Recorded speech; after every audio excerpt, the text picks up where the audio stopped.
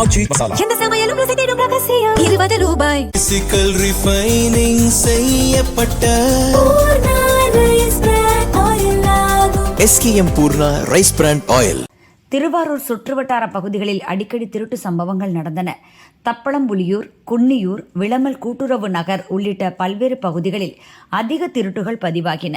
குன்னியூர் சுரேஷ் என்பவரது வீட்டிலிருந்து 15 பவுன் தங்க நகை, தப்பளம்புலியூரில் உள்ள மற்றொரு வீட்டிலிருந்து 2 பவுன் தங்க நகை திருடப்பட்டது. ஒரே வாரத்தில் அடுத்தடுத்து பல இடங்களில் திருட்டு நடந்ததால் அப்பகுதி மக்கள் பீதியில் உறைந்தனர். மாவட்ட SP சதீஷ்குமார் உத்தரவின் பேரில் தனிப்படை அமைக்கப்பட்டது. SI மணிகண்டன் தலைமையில் அமைக்கப்பட்ட தனிப்படை போலீசார் தடயங்களை சேகரிக்கும் பணியில் தீவிரமாக ஈடுபட்டனர்.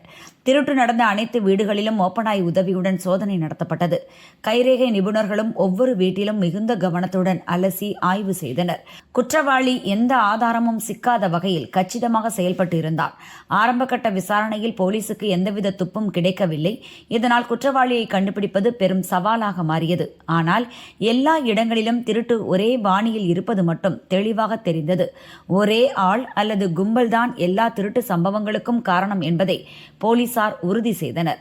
அப்போது முக்கிய திருப்பமாக திருட்டு நடந்த ஒரு வீட்டில் கைரேகை சிக்கியது. அதனை குற்றவாளிகள் லிஸ்டில் உள்ள கைரேகையோடு போலீசார் ஒப்பிட்டு பார்த்தனர். மடப்புறம் பகுதியைச் சேர்ந்த திராவிடன் கைரேகையோடு மேட்ச் ஆனது.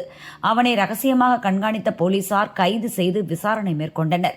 விசாரணையில் திருவாரூர், குடவாசல், வலங்கைமான் உள்ளிட்ட பல ஸ்டேஷன்களில் திராவிடன் மீது திருட்டு வழக்குகள் இருப்பது தெரிந்தது. திருவாரூர் சுற்றுவட்டார பகுதிகளில் எப்படி திருடினான் என்பது குறித்து வாக்குமூலம் அளித்துள்ளார். இரவில் திருடச் செல்லும் முன் மதியமே ஸ்பாட் முடிவு செய்து விடுவேன். பகல் நேரங்களில் அந்த இடத்துக்கு சென்று பூட்டியிருக்கும் வீடுகளை நோட்டமிடுவேன். அப்போதுதான் இரவில் திருடச் செல்லும் போது எந்த சிக்கலும் வராது. திருடும் வீடுகளில் கைரேகை பதியாமல் இருக்க அங்கு கிடைக்கும் துணிகளை எடுத்து கையில் சுற்றிக் கொள்வேன். திருடி முடித்த பின் அதனை எரித்து அழித்து விடுவேன். சின்ன தடயம் கூட எங்கும் சிக்கக்கூடாது என்பதில் கவனமாக இருப்பேன் என திராவிடன் போலீசில் கூறியுள்ளார். திருடிய நகைகளை வேலங்குடியைச் சேர்ந்த பிரபு என்பவரிடம் விற்றது தெரிய வந்தது. இதையடுத்து பிரபுவையும் கைது செய்த போலீசார் அவரிடமிருந்து திருடப்பட்ட நகைகளை மீட்கும் நடவடிக்கையில் ஈடுபட்டனர். திருடப்பட்ட நகைகளில் பாதி கவரிங் நகையாக இருப்பதால் 5 பவுன் தங்க நகை மட்டுமே கைவசம் உள்ளது என தெரிவித்தனர். அதனை மீட்ட போலீசார் இருவரையும் கைது செய்து விசாரிக்கின்றனர்.